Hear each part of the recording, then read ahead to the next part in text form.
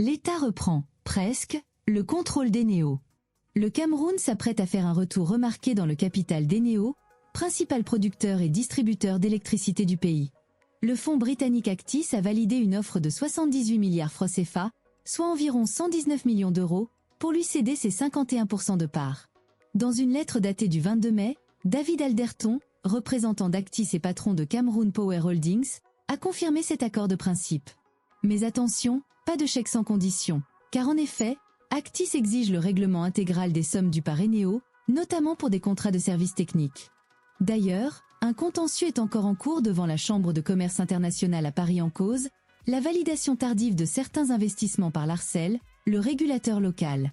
Cependant, si tout se passe comme prévu, l'État du Cameroun détiendra bientôt 95% du capital d'Eneo, une montée en puissance spectaculaire après des années de tension autour de la gouvernance et des finances de l'entreprise.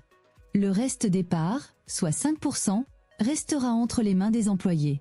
D'après les informations, les négociations ont été menées côté camerounais par Aminou Bassoro, sous la supervision d'un comité interministériel dirigé par le ministre des Finances, Louis-Paul Motaz en face. Actis était épaulé par le cabinet Amadagana et Partners et Financia Capital.